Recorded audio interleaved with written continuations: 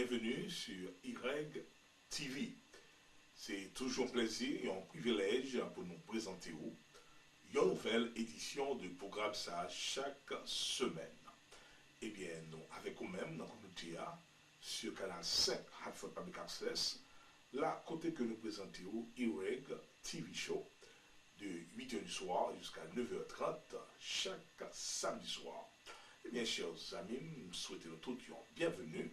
Et encore, si que vous avez commentaires, suggestions, opinions, alors toujours attendez de suggestions communautaires et concernant le programme ça. Eh bien, chers amis, toujours porter invitation à chaque monde dans la communauté qui gagne un événement qui prend place à quelconque ou que nous, là, avec caméra, nous, et pour nous filmer l'événement ça, eh bien, simplement, faites-nous connaître ça et c'est un plaisir pour nous mener caméra nous dans l'événement qu'on fait et pour que nous gagnions non seulement un dossier nous et ensuite l'autre monde qui n'a pas de chance, opportunité pour là, il va avoir une chance pour ouais programme ça. Mes chers amis, nous aussi invités ou à Chita nous font causer avec nous-mêmes devant caméra Yreg TV Show et côté que on est capable de passer à la communauté tout ça que vous avez déjà pour vous-même, c'est que vous avez des opinions, vous avez fait passer à la communauté, vous avez des planifications, et vous avez fait communauté exactement ce qu'on a fait. Eh bien, simplement contacter avec moi-même Yves Régis, qui est producteur et programme ça. C'est plaisir pour me chita poser avec vous-même. Simplement contactez-moi par email dans yreg@aol.com. yreg@aol.com. Là que vous pouvez envoyer email pour faire exactement ça que vous avez fait. Alors, porter invitation à nous-mêmes. Toutes les fois que nous avons un bagage capoté pour nous faire connaître et sur place, ma porter caméra et dans l'événement ça, à côté que nous sommes capables de filmer l'événement pour nous-mêmes. Et pour service de photographie et vidéographie pour n'importe événement qui prend place, nous devons contacter nous tous.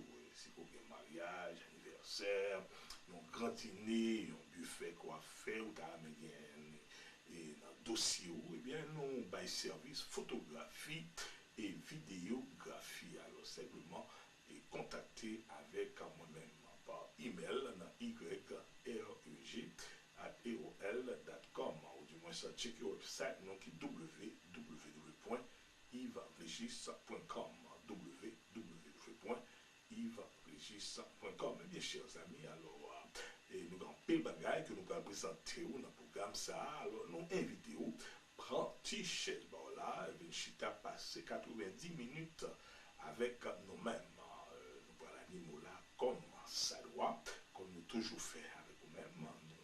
Le programme nous variés, nous passons film, via ici pour parfois, comédie, et nous aussi passer événements en place dans la communauté. Alors, chers amis, nous remercions infiniment parce que toujours là avec nous-mêmes, toujours là et passer des moments avec nous. Alors, nous remercions pour ça et faites-nous connaître commentaires, suggestions, opinions. Bien restez branchés sur le programme nous avec vous chaque samedi soir du 2 soir à 9h30 sur Canal 5. De la Yreg TV Show qui présentait de 8h du soir à 9h30 sur Canal 5 dans Hartford Public Access dans la ville Hartford. Alors restez branchés et vous-même tout, quel que soit côté que vous vivez dans le ticket là, si vous avez un service AT&T Uverse, vous pouvez jouer nous sur Canal 99 à 8h du soir. Rappelez bien, quel que soit côté que vous vivez dans le ticket là, si vous avez un service AT&T Uverse, et bien, on est capable de joindre nous sur le canal 99 chaque samedi soir à 8h du soir. Eh bien, restez branchés, y'une dit l'autre. Si vous connaissez un frère et une soeur qui est beaucoup branché avec nous-mêmes, eh bien, nous invitons, faites téléphone là, one bade, y'une dit l'autre. Restez branchés et nous continuons avec la programmation nous pour soyez là.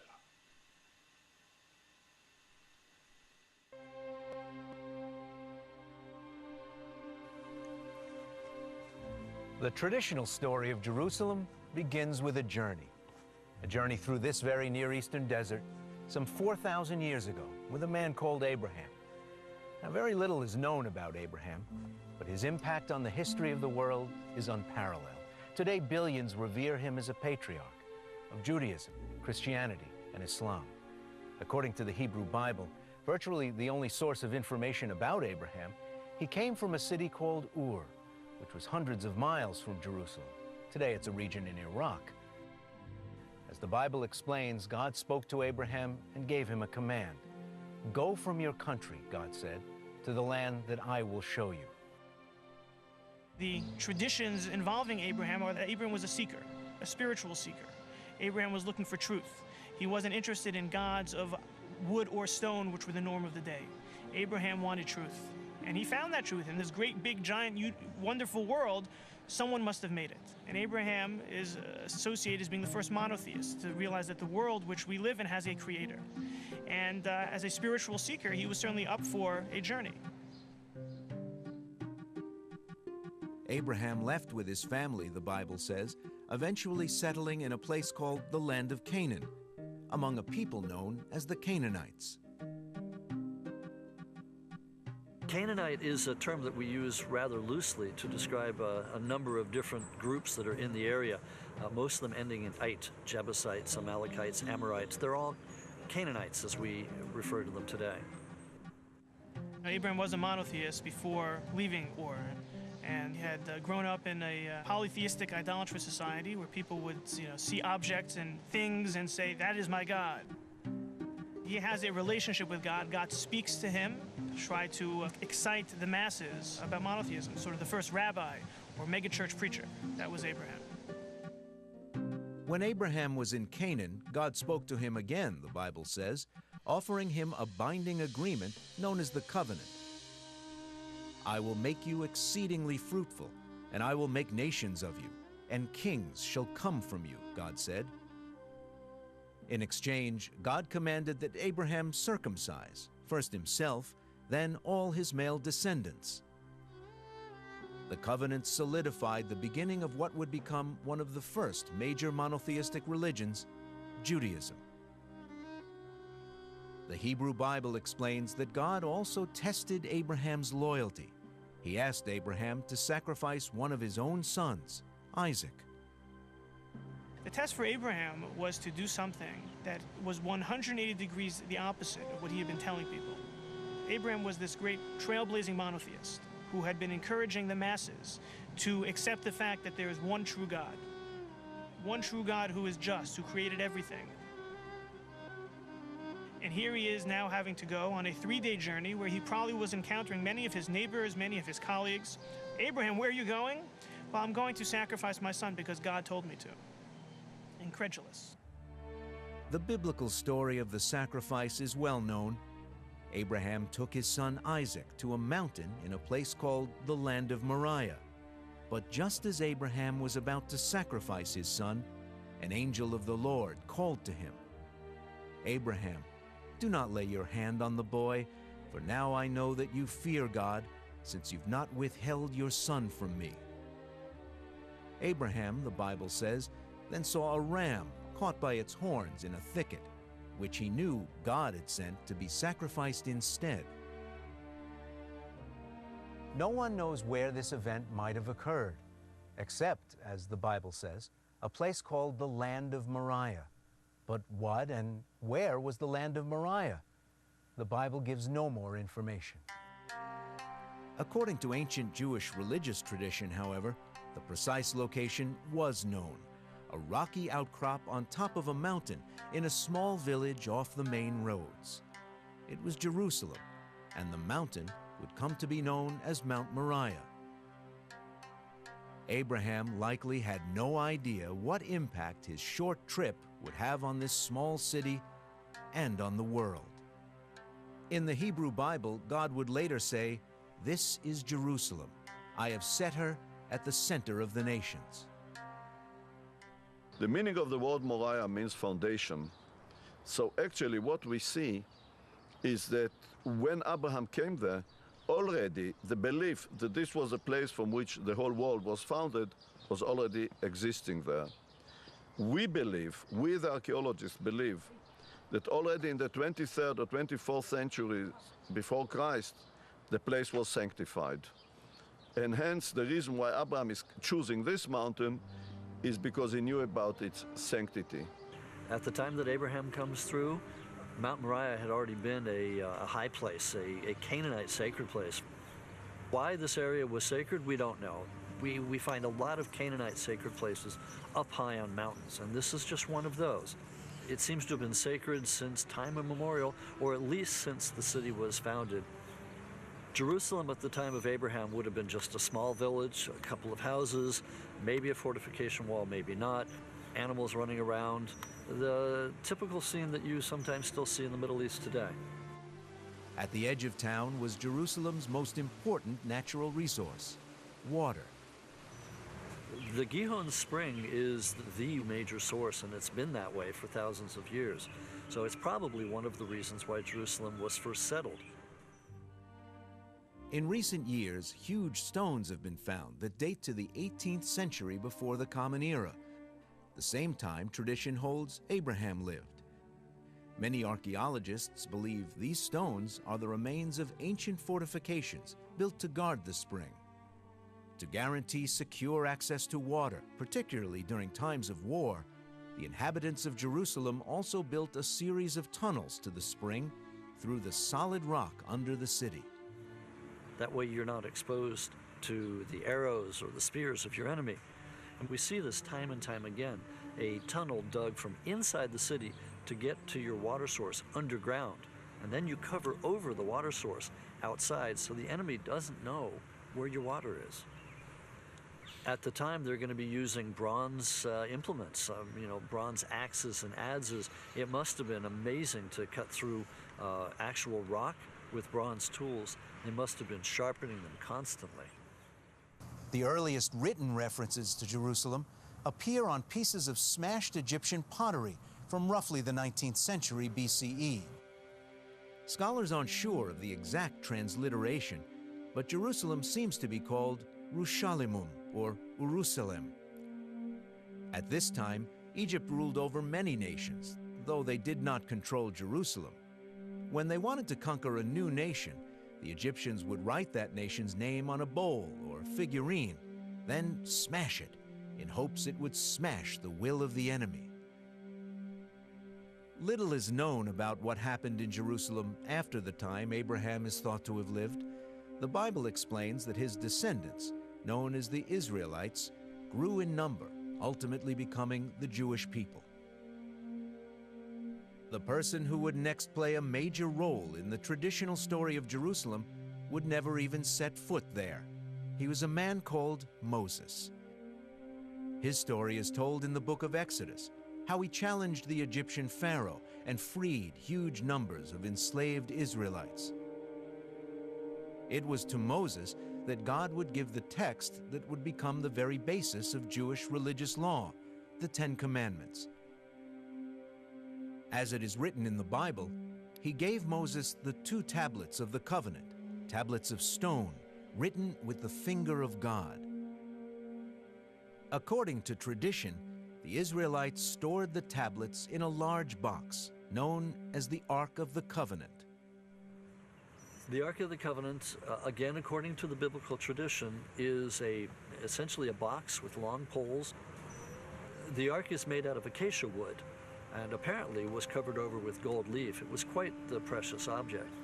If we look at boxes with poles from that time period, from both what we call the Late Bronze Age and the Early Iron Age, end of the 2nd millennium, beginning of the 1st millennium BC, we can see such boxes found in a number of different situations, including one in the tomb of King Tut. But the box in King Tut's is empty, and moreover, it's a couple hundred years too early to be the Ark of the Covenant. Less important than what exactly was in it, in terms of was it a scroll, was it a book, what color was it, was the fact that the Ark contained the essence of Judaism, the law which God had given to his people. The Israelites would spend 40 years with Moses, the Bible tells us, wandering in the desert. Their capital as a people was wherever the Ark of the Covenant was. The Jewish people don't know anything about Jerusalem at the time of the desert. They're told that there will be a place that you will go to. It's sort of the secret that, according to tradition, Moses knows, and that's why he wants to go so badly. He knows that this place is going to be the greatest place on earth. It's going to change humanity. God never allowed Moses to reach Canaan or Jerusalem. Citing a moment of lapsed faith in Moses' life, God said, "I will give it to your descendants. I have let you see it with your eyes, but you shall not cross over there." God kept his word. As the book of Exodus explains, Moses and his followers stopped in what is today Jordan on a mountain known as Nebo. From there, Moses could look out on the land of Canaan. Perhaps, too, he could see the holy city he no doubt longed for but could never visit, Jerusalem. Moses was in on the secret that this was the chosen city, and he knew what he couldn't get to, and that made him very sad. In his old age, Moses died, and as many traditions hold, he was buried on Mount Nebo. But as the Bible says, no one knows his tomb.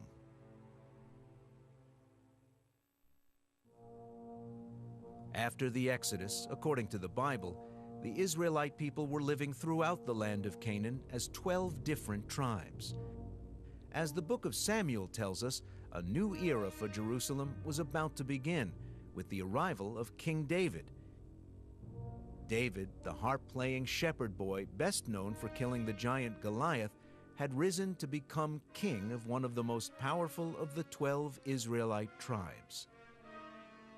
As the book of Samuel describes, David was a man of valor, a man of war, prudent in speech, a man of good presence, and the Lord is with him. David was a man of mission, a man who had been chosen by God as the anointed one, sort of the scrawny runt of the litter who had leaped over his brothers to become king of Israel. With an ambition to unite the tribes into a single nation, David and his army set out to create a capital city. While no definitive evidence of King David or his exploits exists, scholars have placed the context of his story, virtually all of which comes from the Bible, in roughly the 11th or 10th centuries BCE. In his aspirations to unite all the tribes, he did a very clever maneuver and moved his capital to Jerusalem. What did he gain by that? First of all, he captured a non-Jewish city, a Jebusite city, so that it would be neutral, it would belong to everybody, it wouldn't belong to this tribe or that tribe. Second of all, it was more centrally located. The Jebusite city of Jerusalem was a small but well-fortified place, defended by a surrounding wall. Now, some archaeologists believe this wall was the one that protected the Jebusite city. He probably had a ragtag group of people, maybe numbering in the hundreds at most, and probably less. What weapons they had used is hard to tell, but certainly in terms of building something coherent, that was something he did after the conquest of Jerusalem. After capturing Jerusalem, the Bible tells us, David then brought the holiest object of his people into the city, the Ark of the Covenant. God, in effect, had entered his new home. He quickly made his political capital also the religious capital. And that is the destiny of Jerusalem, certainly in Jewish history, combining the political and the religious. Perhaps the most important thing David is said to have done in Jerusalem was to buy a piece of land where he could build an altar to God. But this was not just any piece of land. It was the place that, according to Jewish tradition, Abraham had gone to sacrifice his son, the rocky outcrop atop Mount Moriah. Made of limestone, enshrined and still preserved after some 4,000 years, the massive piece of rock measures more than 50 feet in diameter. There's an element of faith that we believe this is the same place. The fact that it was called Moriah seemed to indicate the same location. We feel that it was selected by God. This is the place that I will show you. This is the place that I will choose. This is the place that will provide a lesson, a message, a meaning for humanity. David then went a step further and prepared materials and plans for the building of a temple, a permanent shrine for the Ark of the Covenant, a house of God. God tells David, you can make the preparations and you can lay the foundations of the planning of the temple, but you can't build it. You have blood on your hands, God said. David had spent much of his life in struggle, fighting, warring against the enemies of the Jewish people. And the temple was to be a place of peace, a sanctuary of peace. So David was not allowed to build the temple, but the lasting impact of his reign created a dynasty out of which grew the concept of a Jewish Messiah, a man, it was believed, who would one day redeem the Jewish people. Messianic era is described in the book of Isaiah in the Bible. The Messiah will come, a descendant of King David, who will lead the world to a period of peace, a period of prosperity. The Hebrew Bible, as expanded by later traditions in Judaism, also refers to a resurrection of the dead when the Messiah comes. In some interpretations, he will come to the Mount of Olives in Jerusalem, and all will be judged by God. Actually, the Jewish cemetery of Mount of Olives is the oldest known cemetery, which still exists to this very day. The belief is that when the Messiah comes, they will be the first to be resurrected. So everyone wants to secure his ability to be resurrected. After the resurrection, the righteous, many believe, will go to the Garden of Eden, but sinners will be punished in a place called Gehinnom, its entrance said to be in this valley, right here in Jerusalem.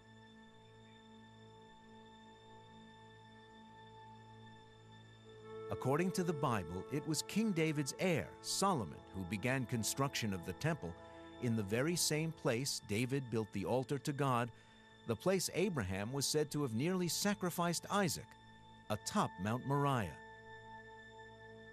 Though no archaeological evidence exists of this temple building, scholars believe a temple was built in roughly the 10th century BCE on this location.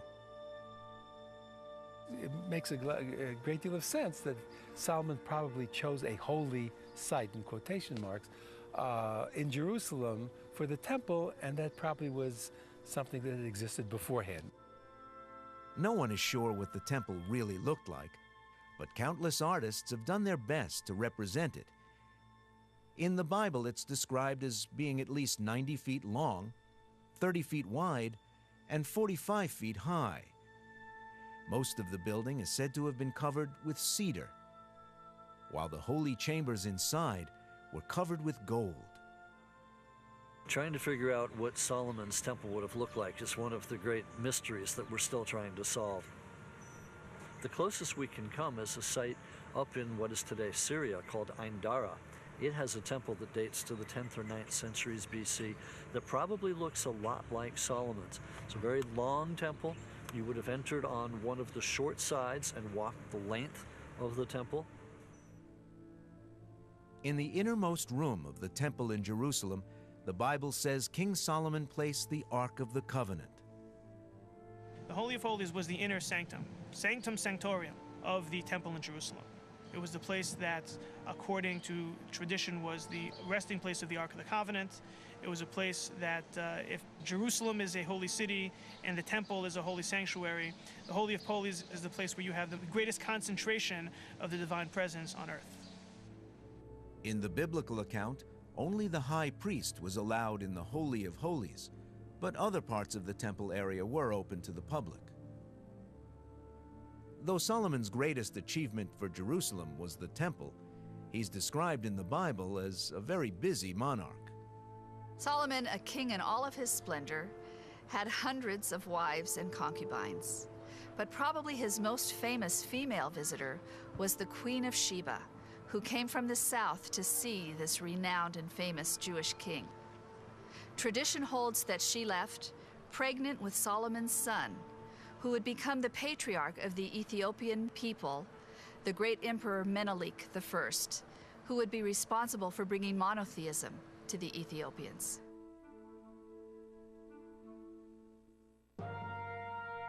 By the 8th century BCE, a new empire that had emerged in the Near East, the Assyrians, set out to conquer Jerusalem.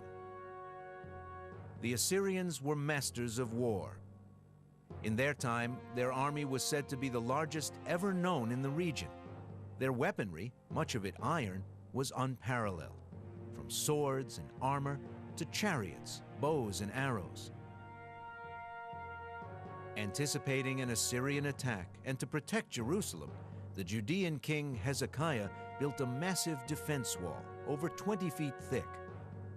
This section in Jerusalem, commonly referred to as the Broad Wall, is the largest known portion of the wall that remains. But Hezekiah's most famous construction project is this water tunnel. It was built to ensure access to fresh water inside the city, even during times of siege and war. Now imagine, 1,600 feet long, cut from solid rock by hand tools. It's longer than 5 football fields. It's only once you're down inside the tunnel that you realize what a remarkable thing it is that this is man-made. There's a sign outside that says, "Don't come down here if you're claustrophobic," and at points it's a pretty tight fit, even for a short guy. And the water, which comes straight out of the rock, is cold. Hezekiah's tunnel, as far as we can tell, is a miracle of engineering. It's very... Chers amis de la communauté, une fois encore, moi retourner avec vous-même. Après, appelez-vous là, qu'on branche ce programme par là. Yreg TV Show, qui signifie Yves Régis TV Show. Eh bien, chers amis, nous avec vous-même, dans la communauté à chaque samedi soir, comme vous connaissez déjà, et nous là, du 8 du soir à 9h30 sur Canal 5, Hartford Public Access, là, au Cap Joindre nous. Et si qu'on a un service AT&T Uver, soit venu sur Canal 99, chaque samedi soir, du soir à 9h30, sur Canal 99, c'est que vous avez un service AT&T Uverse. Eh bien, chers amis, nous avons continué la programmation là, à côté que nous n'avons pas animé comme ça doit, et nous sommes toujours contents avec la communauté à présenter un programme comme ça. Programme nous varié, de temps en temps, nous passons quelques films pour nous-mêmes, nous passons comédie pour nous-mêmes, et nous passons tout événement qui prend place dans la communauté. Alors, nous toujours appelé et communauté, que ce soit ça qu'on fait, et nous capables là sur place avec caméra nous pour nous filmer événements pour nous-mêmes, côté que monde qui n'a pas de chance pour participer avec nous sur place, et bien pour notre opportunité pour voir dans le programme ça. Et bien tout bagage ça gratis, petit chéri, nous pas charger pour ça, et simplement fait nous connaître qui sont faits, et puis nous-mêmes nous toujours là avec nous-mêmes, filmer le programme là, et passer dans le programme ça pour que tout le monde capable d'une opportunité, puis ouais que ça que vous t'est offert. Alors, à nous été collés, une à l'autre, sous des communautés nous, une supporter l'autre pour nous voir si nous va avancer, et la communauté haïtienne n'a pas bon ici. Nous-mêmes, on a fait, il ne faut pas nous, et nous souhaitons tout capable de faire, il ne faut pas où, et il faut pas où avec il ne faut pas nous, et pour que nous capables d'avancer ensemble comme une communauté. Alors, nous portons invitation à chaque de nous-mêmes qui fait une activité quelconque dans la communauté, nous avons chita et causer avec nous-mêmes, nous faisons connaître qui ça que vous gagnez notre couteau pour la communauté. Alors, nous avons chita et parler avec vous dans une interview, si vous sont père de famille, nous avons parlé de famille relation, si vous sont étudiants ou des conseils pour les jeunes dans la communauté, et bien bah, ça c'est dit que bon, nous avons chita causer avec vous, fait qu'on connaître exactement qui ça que vous gagnez notre couteau. Simplement contacter avec moi par email qui yreg@aol.com, yreg@aol.com, yreg@aol.com. Bon, chers amis, nous avons déroulé le programme là et nous avons aussi porté invitation aux mêmes qui dans la communauté qui à peine venu dans la communauté qui a un côté et pour avoir bon Dieu gloire parce que nous connaissons et ça fait bon Dieu à lui-même, c'est pas sérieux, ou besoin de vie spirituelle là, ou besoin d'une relation très proche avec bon Dieu. Alors pour cela, il est toujours bon, que ce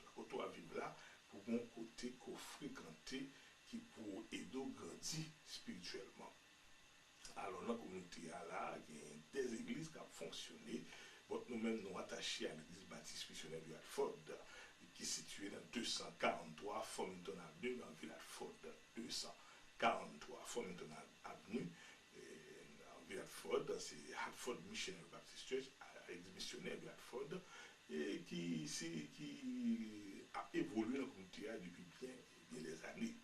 Alors, si que ou de passage dans la communauté, et si que vous venez dans la communauté, vous avez à mon côté pour battre main pour battre bon Dieu gloire, eh bien, nous invitez-vous et venez visiter Hartford Missionary Baptist Church, l'église baptiste missionnaire Hartford, qui est située dans 243 Formington Avenue, l'église qui est dirigée par pasteur Stern Lys.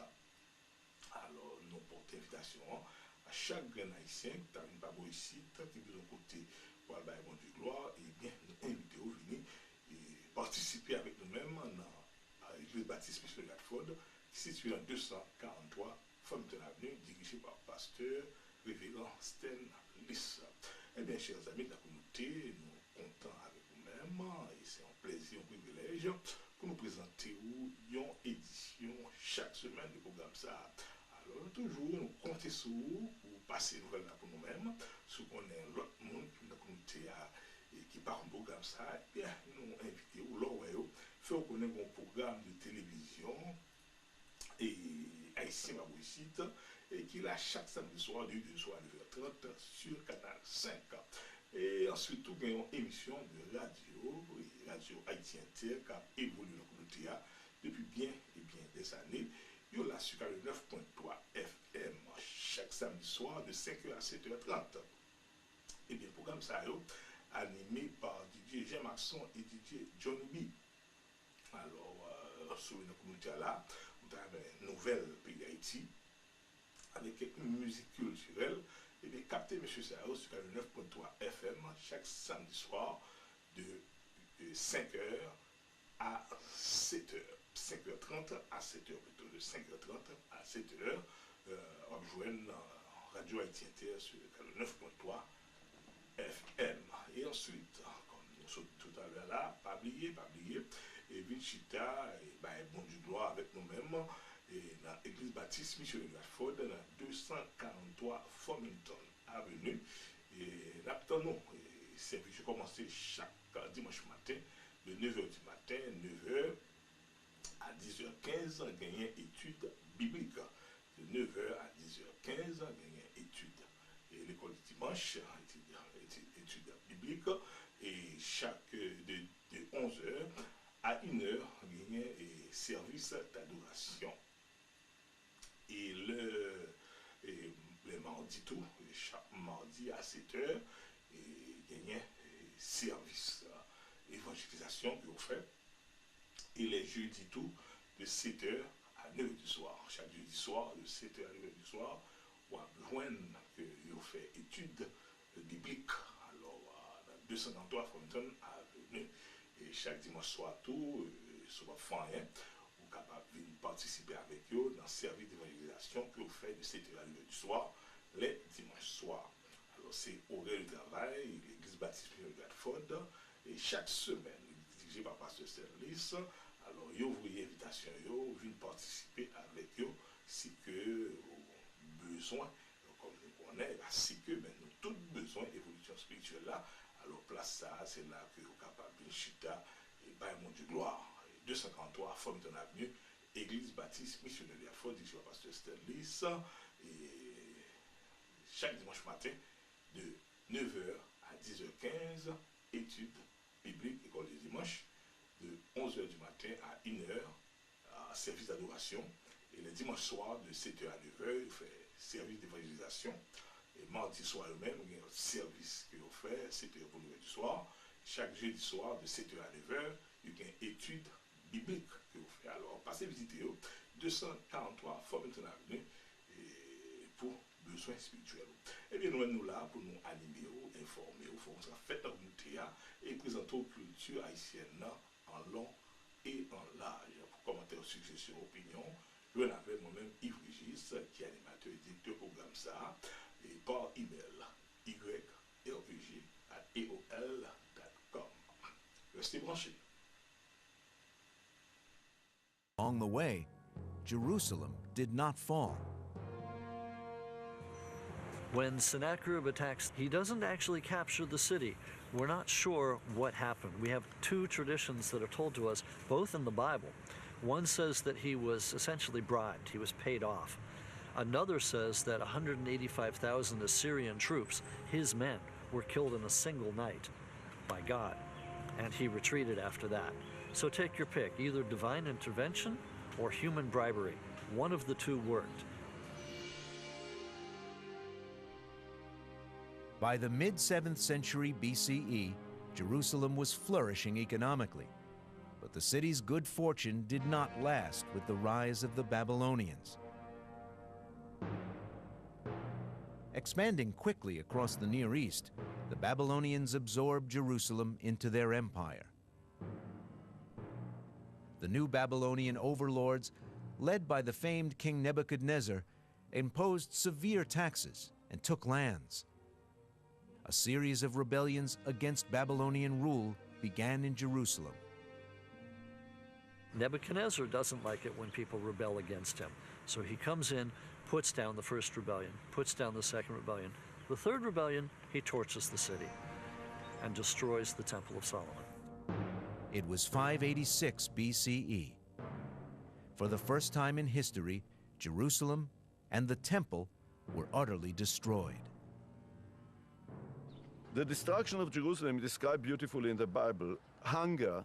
People are dying of hunger during the siege. The book of Kings tells us that people used to eat any available food. Were found toilets.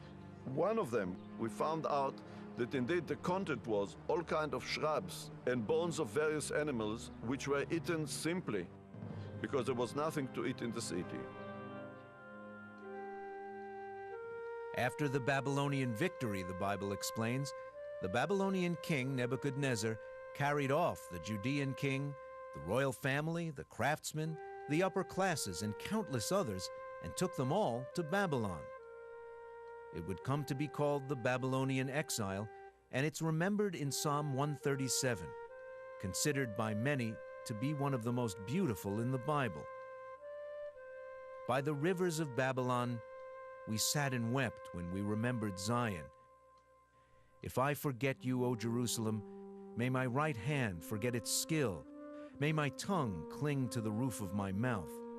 If I do not remember you, if I do not consider Jerusalem my highest joy. One question that's puzzled scholars, rabbis, priests, and even treasure hunters is what happened to the Ark of the Covenant when the temple in Jerusalem was destroyed.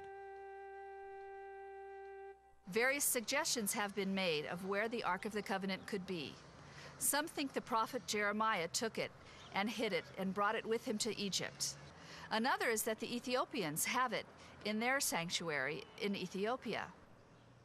But here comes another story, which tells us that one day a priest who was serving in the temple walked on the Temple Mount and discovered a slab of stone, which was different from the others.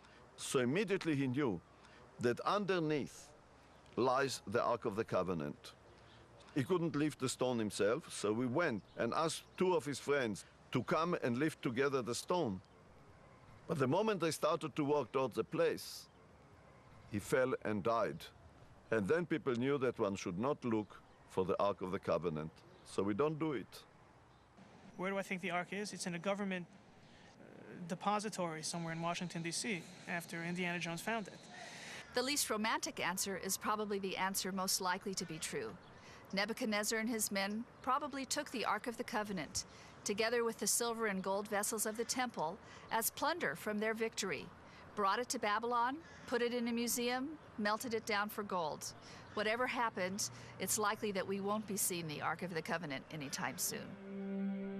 50 years after the temple was destroyed, the Jews got a tremendous break.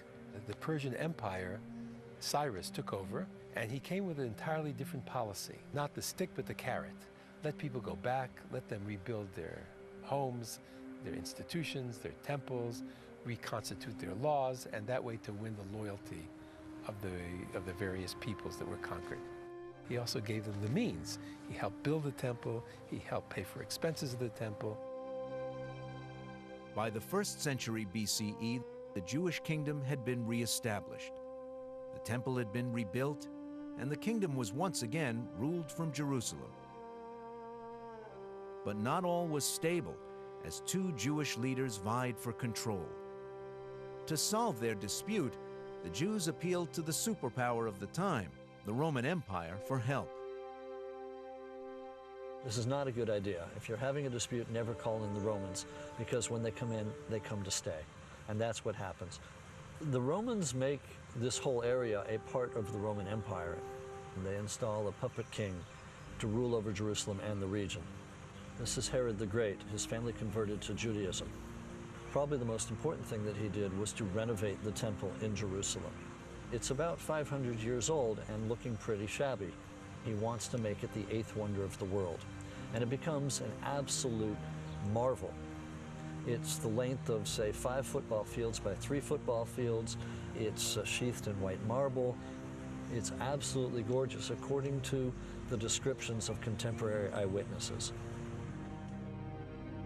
There's a statement in the Talmud that one who did not see Herod's temple in its glory has never glimpsed beauty in his life. This is a row of shops, remarkably intact after 2,000 years, right in front of where the temple once stood. Now, it's generally agreed that the temple was organized into areas known as courts, with the innermost, the Holy of Holies. The first was the court of the Gentiles, where anyone was allowed to enter. The next was for Jews only. Outside, there was an inscription carved in the stone in Greek, which read, "No foreigner is to enter. Whoever is caught will have himself to blame for his subsequent death." In antiquity, Jerusalem was unique as a temple city, a city in which the temple was the focal point of all of the activity and which led to economic and political growth. Jews from the land of Israel would come here on pilgrimage sometimes up to 3 times a year. And Jews from the diaspora, the international Jews, also had a goal to come on pilgrimage to Jerusalem. But it wasn't interesting only for the Jews, it was also interesting to the Gentiles, who often made the dangerous and arduous trip to Jerusalem in order to see the magnificent temple built by Herod the Great. The Temple Mount became a huge precinct, like a forum at Rome. It housed all the major Jewish institutions of that time. The high courts were there, all the various sects. There was a major market there. Whenever there were social gatherings, whether it be protest or a speech that Herod wanted to give, it was invariably on the Temple Mount. This was the heart of not only Jerusalem, of Judea, of Jewish Judea. We should picture a place that was extremely busy. Daily sacrifice was carried out there. Some would involve the sacrifice of animals, and others would involve the offering of grains or the pouring out of wine. To be a priest at the temple in Jerusalem was hard work, and you really had to do this job only in the prime of life. And we can imagine the smoke of fires and a lot of water involved in cleansing blood. It was a very, very busy and active and vital place. Another major undertaking of King Herod the Great was the building of new walls around Jerusalem. They made the city larger in size and appearance. These massive stones date from Herod's period. You can recognize them by the ridge of several inches around each one. It was also near the 1st century that some of the most impressive Jewish tombs and monuments of the period were built in the city, many of which were constructed near the Mount of Olives for its association with the coming of the Messiah. The tomb for Herod the Great, who died in the year 4 BCE, was recently discovered in this massive fortress not far from Jerusalem. Herod built the fortress on the site of one of his military victories. Naming it after himself, he called it Herodium. Most of the actual mausoleum is long gone.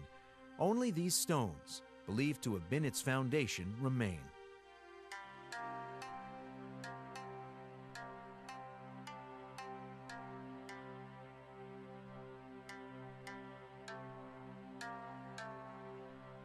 The context of Judaism in the first century was diverse and pluralistic within the broader framework of Judaism. We know of all kinds of Jews, Pharisees, Sadducees, Essenes, and there was a great debate and diversity in practice and in thought. Underlying that, of course, was the glue that held all of the Jewish communities together, their identity as children of Abraham, children of the covenant. It was at this time, in the early 1st century of the Common Era, that a new ministry is believed to have emerged under a Jewish man named John, who would come to be known as John the Baptist. According to the Christian Bible, where this story is told, he was a fiery preacher who lived in the wilderness, wore camel's hair clothing, ate grasshoppers and wild honey. John became known for his new approach to the Jewish purification act of ritual immersion in water. John felt these baptisms should not only cleanse, but symbolize repentance and a changed life. John's preaching, we learn from the Bible, attracted many followers whom he baptized in the River Jordan. Some 2,000 years later, pilgrims still come here for the same experience. Buried in the likeness of his death, raised in the likeness of his resurrection. As a preacher, John was very outspoken about his moral views. In one story in the Christian Bible, he's said to have accused one of King Herod's sons of adultery. It was a move that cost him his head. In Jerusalem, pools were commonly used for ritual immersion. I'm standing at the edge of what was believed to have been the Siloam pool. It's only been about a third excavated. It's mentioned several times in the Gospels, and its water is reputed to have been the purest in the city. Given the generous spring water in this area, it was an easy matter to divert the flow and have the water cascade down these steps to fill the pool. Once someone was ritually cleansed, they could proceed down a nearby road to the temple. It was during this time that a charismatic Jewish carpenter named Jesus is believed to have emerged. We learn about Jesus from the Gospels, Matthew, Mark, Luke, and John, which are the first 4 books of the Christian scripture, the New Testament. Jesus was born in Bethlehem, a town not far from Jerusalem. Today there's a church built in the 4th century to mark that spot.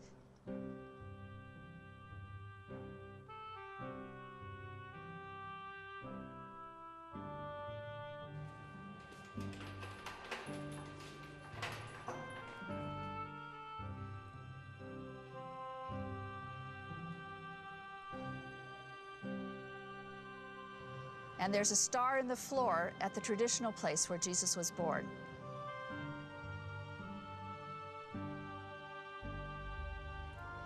Bethlehem was the city of David, and although it was the birthplace of Jesus, he didn't grow up there. He grew up in Nazareth, a town to the north, where he learned the trade of building from his father Joseph, and lived a relatively normal life as a young boy. Little is known about the early years of Jesus' life. The Gospels say he was baptized as an adult by John, who was probably his cousin, and that he began a career of preaching and healing in the Galilee and around Judea. He was also said to be performing miracles, changing water into wine at Cana, raising a man from the dead, and using water from this pool to cure a man's blindness. He also preached compassion and forgiveness, reaching out to the poor, the scorned, and the sick. His following quickly grew. If you walked around Jerusalem in the 1st century, what would you see? Well, at the Temple Mount, you would undoubtedly not see a bunch of messiahs on soapboxes. On the other hand, you would see groups of rabbis and their students, teachers of the law and scribes, discussing the very issue of who the Messiah might be, how many messiahs might there be, when would he come, how would we recognize his coming, and would independence be restored to the Jewish people? For the followers of Jesus, the Christian Bible explains, witnessing his life and his message made it increasingly clear to them that Jesus was the Messiah Judaism had been waiting for, the man promised by the biblical prophet Isaiah, God's representative on earth. I'm walking on the slopes of the Mount of Olives in a place called the Garden of Gethsemane. It was through here that Jesus would have ridden into the city on the back of a donkey when he was 33 years old. He had to come here to Jerusalem to deliver his message of a new order in heaven and on earth. And the way many people read the Hebrew Bible, he had to come over the Mount of Olives to do it.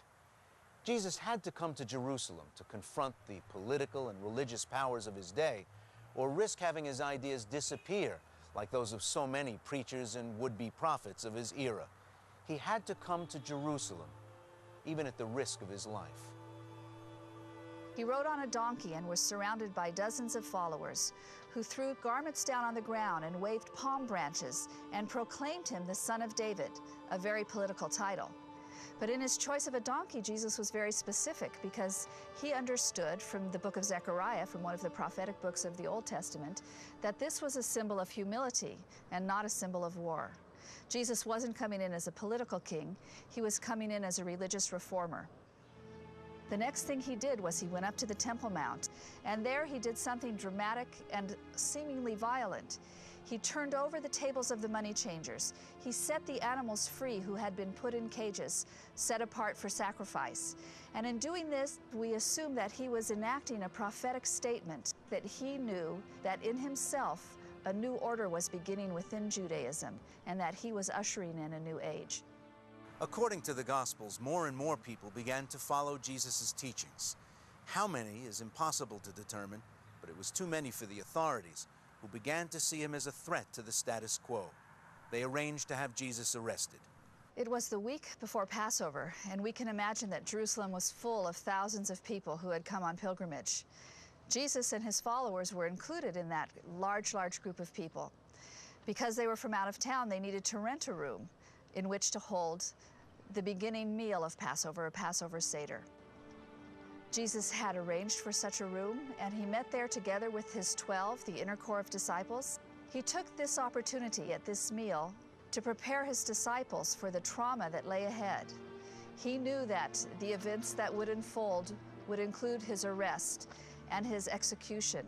And he knew that for his disciples and his followers, this would be a moment of great darkness and a moment of great despair. This room in Jerusalem, built over 1,000 years after Jesus lived, represents the upper room, where his last Passover meal is said to have taken place.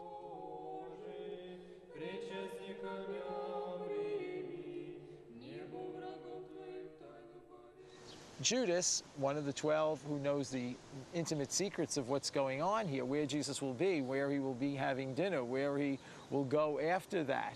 Well, he goes to the temple authorities and agrees to turn Jesus over to them.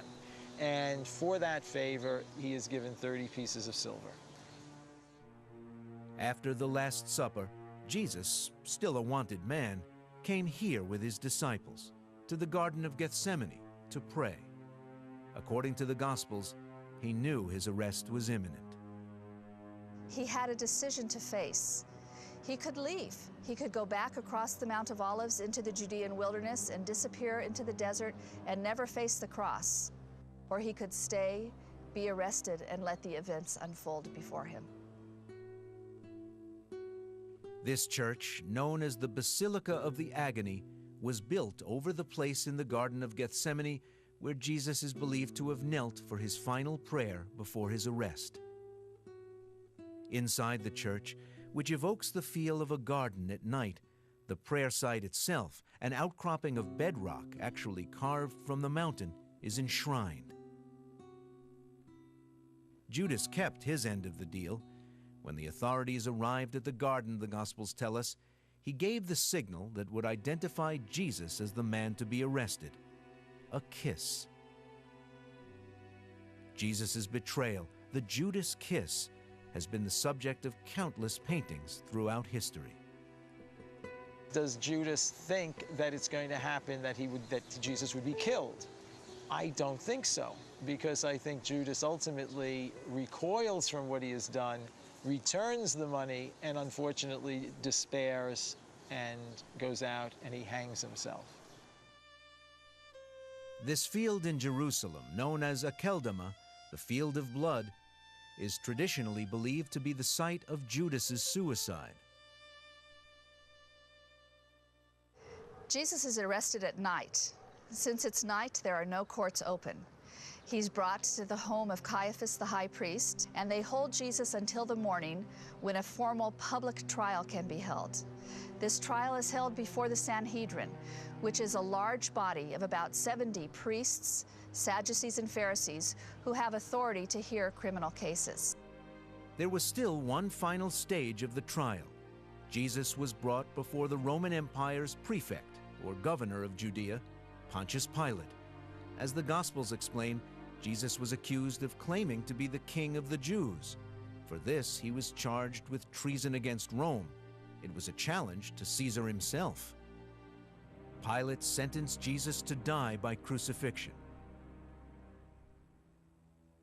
But first, as was customary, the convicted was brutally beaten. As the event is described in the Gospel of Matthew, after twisting thorns into a crown, they put it on his head. They spat on him and struck him. Then they led him away to crucify him. And Roman execution was by crucifixion. It was standard Roman execution. The execution could not take place inside the city according to Jewish law. It had to take place outside the city. And that was more or less the customary thing. So they went to what must have been a well-known place because it had a name. It was called Golgotha, or the place of the skull. And he was crucified there. There's no indication where it was from the Gospels. All we know is it was outside the city walls.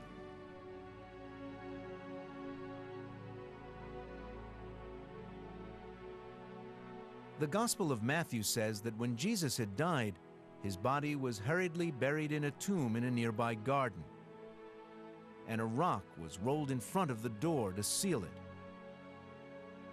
3 days later, some of Jesus' followers came to the tomb and found something had happened.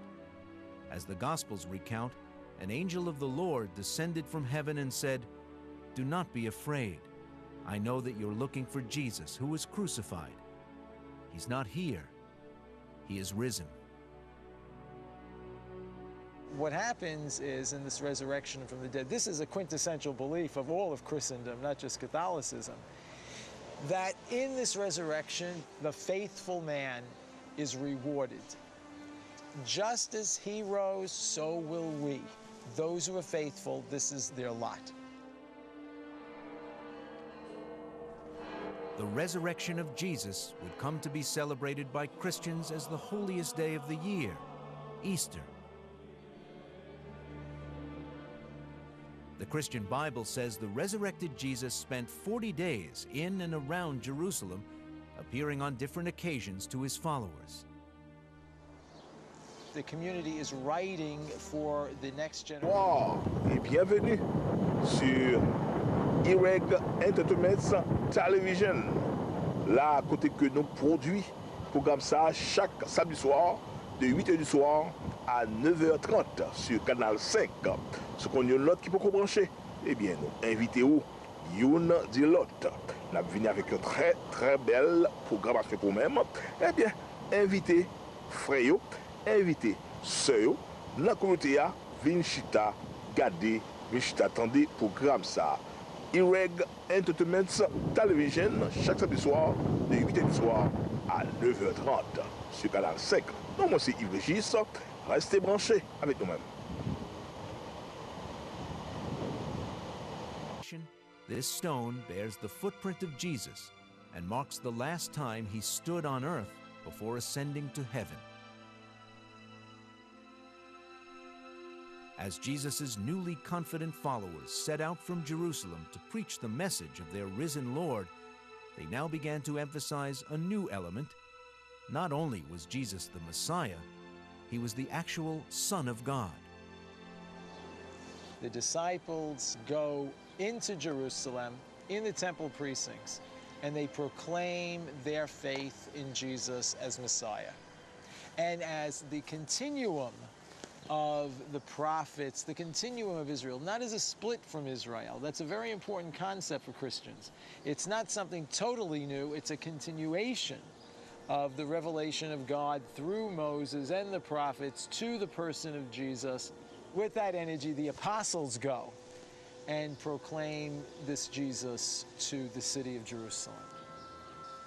And it's going to be from Jerusalem that they are going to go to the rest of the country and beyond, proclaiming that message.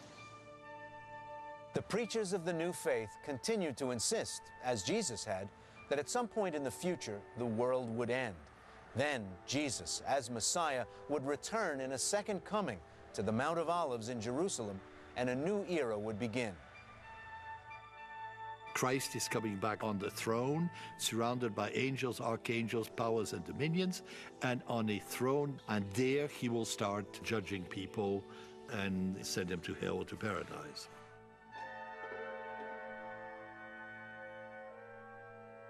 As the Jesus movement passed outward from Jerusalem, the city returned to its normal state as a Jewish city under Roman rule.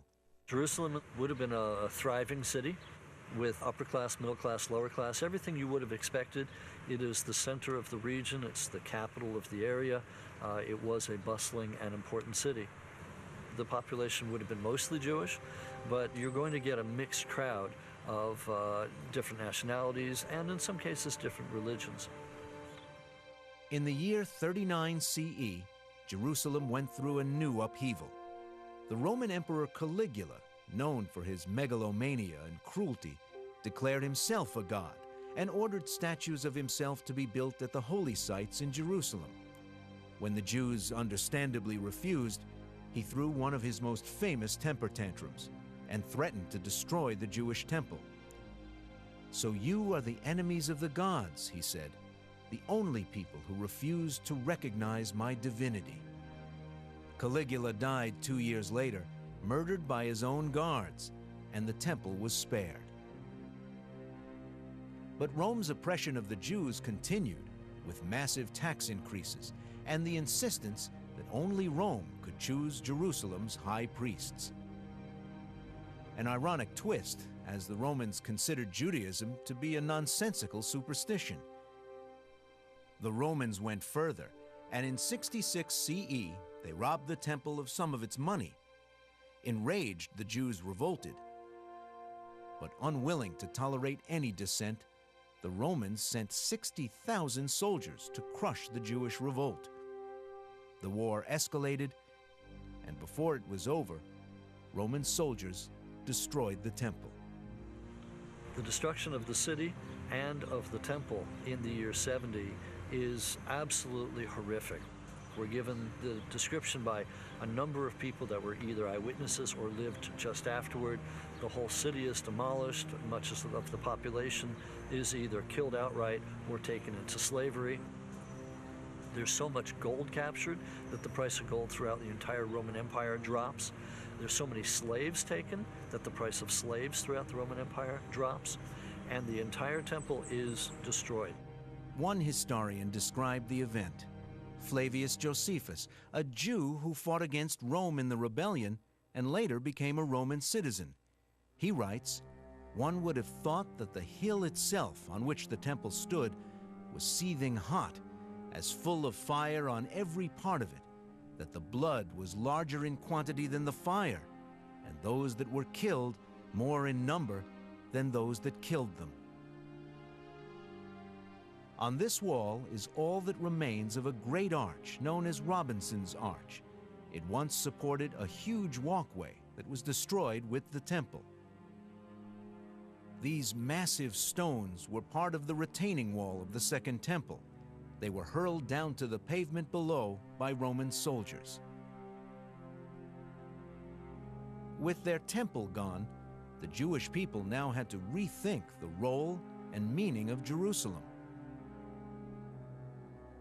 When the temple was destroyed, the Jews refused to give up that memory.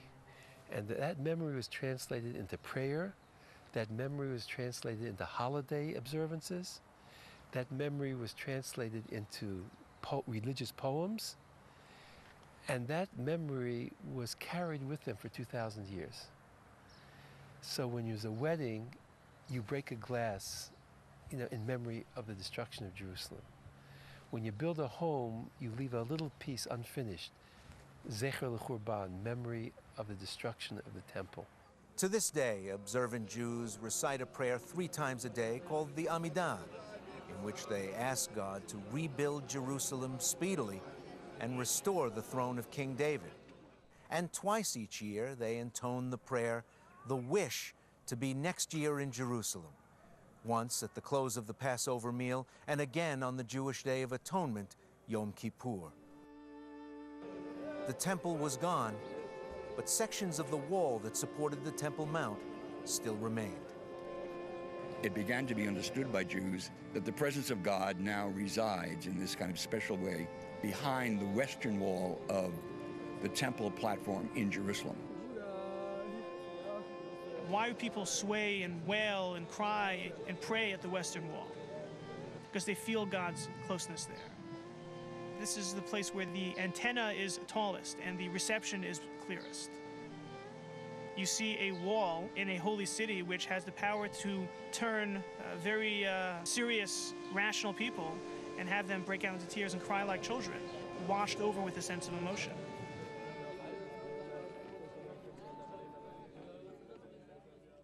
Even with the temple destroyed, the Romans didn't let up in their efforts to defeat the Jews. It lasted for 4 years and it climaxed in this bloody siege in Jerusalem.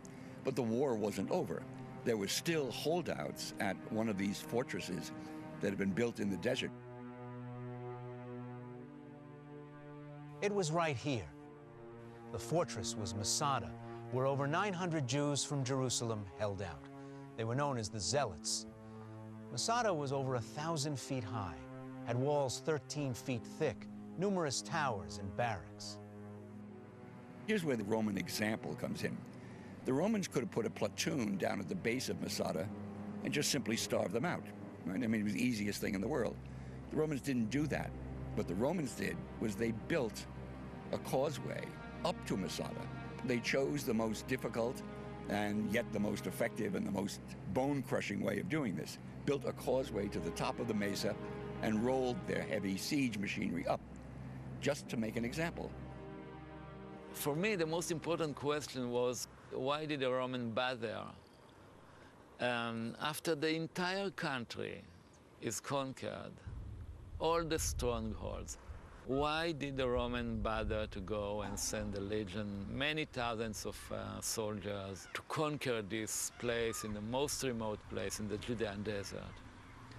And the answer must be, as far as I see it, that the Roman knew the stubbornness, or the something in the character of the Jewish nation, that they'll never give up.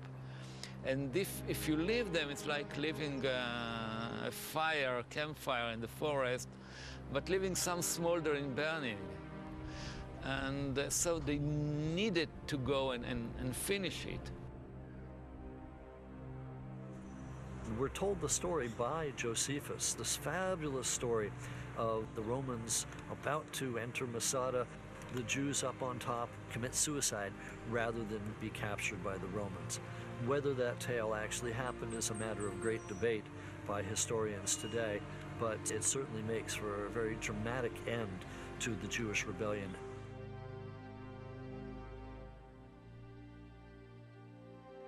The Jewish revolt was defeated in the year 73 CE, and the Roman occupation of Jerusalem continued.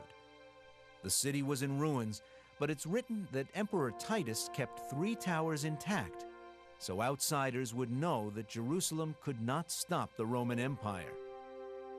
This tower in Jerusalem is the last of the 3. Some 60 years later, the Roman Emperor Hadrian decided to create what he considered to be a new and improved Jerusalem. Perhaps oblivious to Jewish and Christian feelings, or perhaps in spite of them, Hadrian went on a temple-building frenzy in Jerusalem, including a temple to Roman gods on the traditional site of Jesus' crucifixion itself, Golgotha. As one eyewitness wrote of the events years later, they prepared on this foundation a truly dreadful sepulchre of souls to the impure spirit whom they call Venus.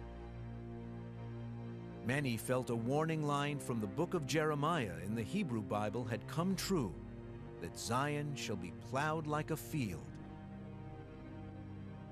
Things got worse for the Jews. The Romans banned several Jewish religious rituals, including circumcision, the centerpiece of the covenant. In 132 CE, led by a man named Simon Bar Kokhba, the Jews again revolted against the Romans, but again the Jews lost. The second revolt against Rome, known as the Bar Kokhba Revolt, was actually far more devastating in its consequences for the Jewish people. They were forbidden to live in Jerusalem. The city lost its Jewish character, and shrines to various pagan gods were erected throughout the city. The expulsion of so many Jews from Jerusalem continued what had already begun under the Assyrians and Babylonians, the dispersion of Jews outside of Judea, and eventually throughout the world. It would come to be known as the Jewish diaspora. But while Jews were barred from Jerusalem, Christians were beginning to visit the city. A drawing of a ship with the Latin phrase Domine Ivimus, meaning Lord, we went, was discovered in Jerusalem in the immediate vicinity of the traditional site of Jesus' tomb.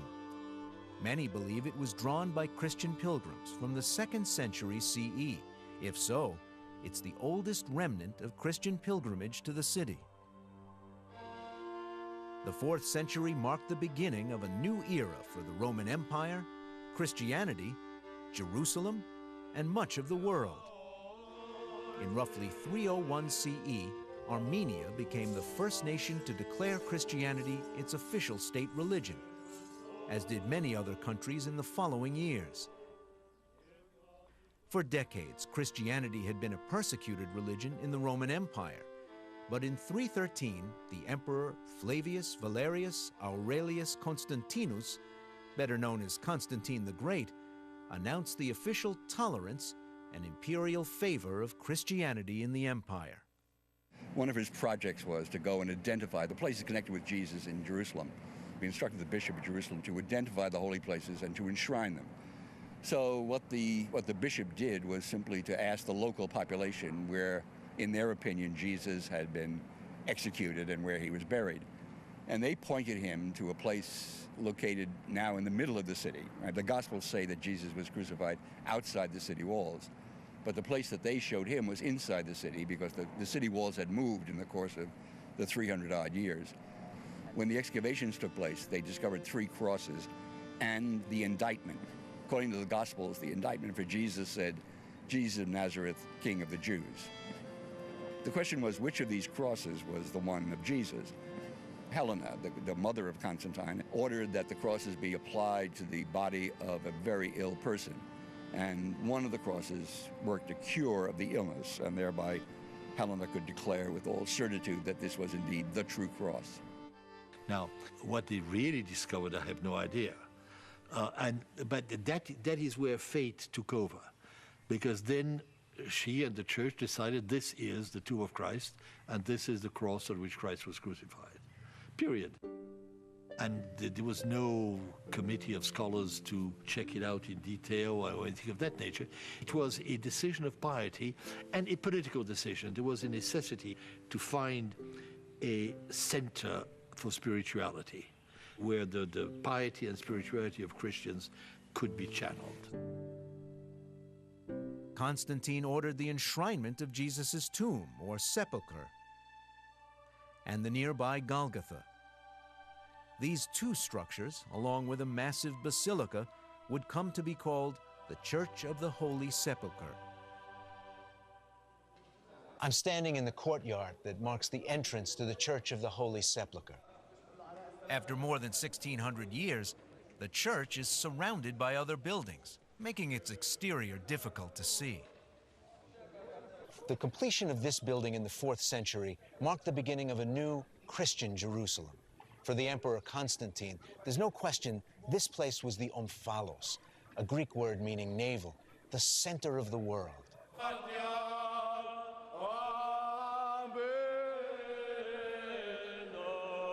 This is the Stone of Unction. It's one of the first things visitors confront when they come out of the courtyard and in through the door of the church. It's on this spot Christians believe Jesus' body was laid when it was taken down from the cross to be washed, wrapped, prepared for burial.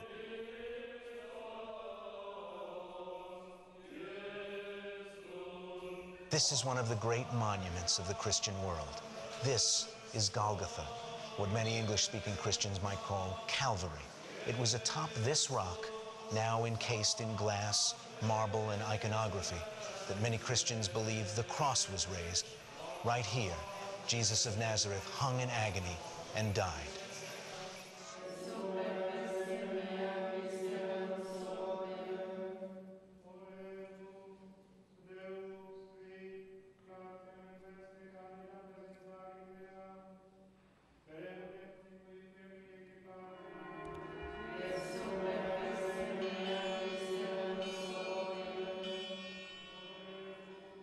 All day long, visitors cluster outside this small doorway for a glimpse inside at what must be regarded as one of the origin points, one of the birthplaces of the Christian faith. For many Christians believe this is the site of the tomb of Jesus of Nazareth, from which they believe he rose again to life. Inside the doorway are two rooms. The first is the Chapel of the Angel. The second is the site of the tomb itself, where people come to kneel and pray.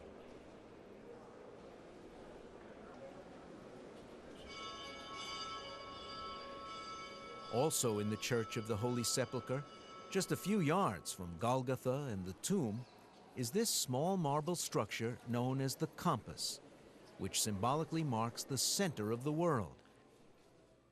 For centuries, untold numbers of maps from Christian Europe would actually show Jerusalem at the world's center.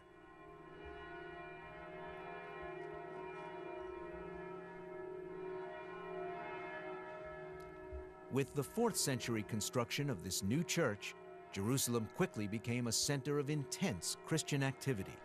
Monks and pilgrims began coming in ever-increasing numbers, many to stay. The elite of church and state and part of the populace spoke Greek. The rest of the locals spoke their native Syriac. The pilgrims and their new community spoke the languages of their homelands: Coptic, Arabic, Armenian, Latin, and other languages. There may have been Jews there too, but they were few. The current rulers saw little reason to reverse the policy banning Jews set in earlier years by the Romans.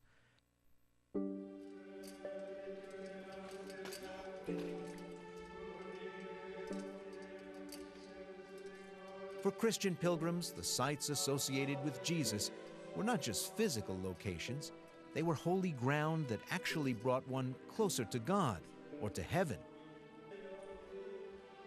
And their spiritual meanings were expanded. Pilgrims who came to Golgotha were told it was not only the place of Jesus' crucifixion, but that God also created Adam, the first man, on this site. With Christianity's rise and the ever-growing popularity of the Church of the Holy Sepulchre in Jerusalem, the religious focal point for the city was no longer the space atop Mount Moriah. The temple area, the site of the Holy of Holies, the place where Jesus prayed and preached, became literally a dump. It was also in the 4th century that an anonymous pilgrim came to Jerusalem, known only as the Pilgrim from Bordeaux. The pilgrim writes in some detail about the rock atop Mount Moriah, where Jews would mourn the loss of their temple. As he describes, the Jews would come each year, anoint the rock, bewail themselves with groans, rend their garments, and so depart. His writing opens a door to yet another mystery of the city. The pilgrim visited Jerusalem in the 4th century CE, and yet his account is the very first written reference to the actual rock atop Mount Moriah. It's very clear when you go there, you have that outcrop, and before everything was built around, it must be even more visible than it is now. And yet we do not have to my knowledge at least, a single source, Jewish or Christian, that talks about the presence of that rock. The fast-growing Christian community needed lots of new churches for residents and pilgrims. Hundreds were built. One of the most famous examples was the Nea Church. It was more than 350 feet long, and it was called too monumental to describe. It came tumbling down in the 7th or 8th century. No contemporary pictures of the Nea Church exist, though the church is represented on the oldest known map of Jerusalem, the Madaba map, completed in the 6th century. It's located on the floor of St. George's Church, some 35 miles east of Jerusalem in Madaba, Jordan. The Nea Church is represented here. This large structure is the Church of the Holy Sepulchre. This rectangular section near the top is the Temple Mount. And down here in Greek is Akeldama, the traditional site of Judas's suicide. Jerusalem is not a place where anybody manufactured anything except souvenirs for pilgrims. So it was a pious city and probably a very dull, boring place where not much was happening. You have wonderful accounts of Christian pilgrims. They pray all the time. They go from one place to another and pray from one place to another. So you had to have people who cooked for them, who made their beds, who ran hostels and so forth. As the pilgrimage business developed, they would set out together in caravans. Pilgrims were not supposed to be armed, so they didn't carry arms. But the problem was not the arms, but the money. Because to make the pilgrimage, you had to pay your way. And at the same time, if you carried a lot of money, you were subject to all sorts of thievery and extortion on the way. The reactions of the pilgrims are really very, very interesting. Part of it is they are caught up in a kind of transport of joy. They've looked forward to this place, they've read about it, they've heard about it as a Christian from the childhood. They've heard about it in church, they've had the Gospels read to them, and they're finally at this place. They're overcome with a kind of happiness at having reached their goal. There is also the kind of historical thrill that we still all get of standing in the place where things actually happened. To this day, many Christians from all over the world walk the paths that symbolically follow the route Jesus is believed to have walked.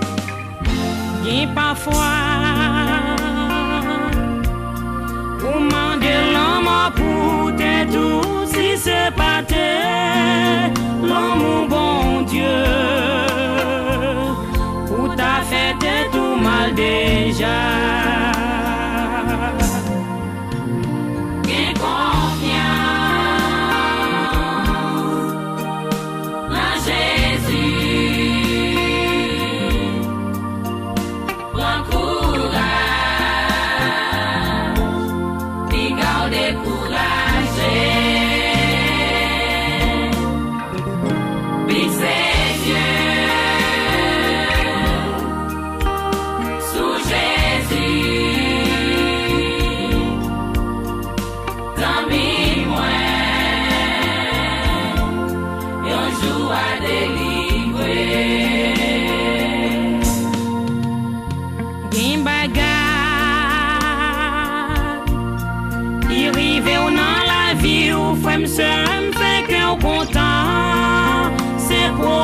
dévotion et on prend un bon Dieu ou mettre étoile ou en bagnole jodi a pas inquiété gagner un jour étoile ou poil briller.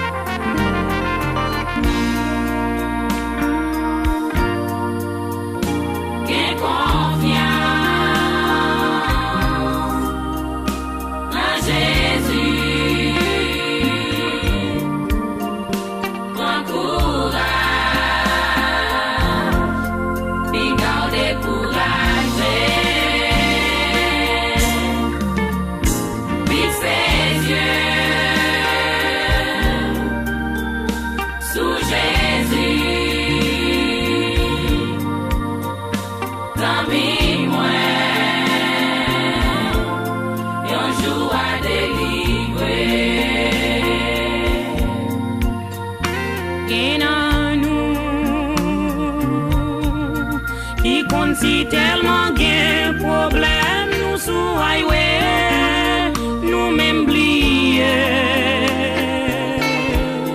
qui exit n'a descend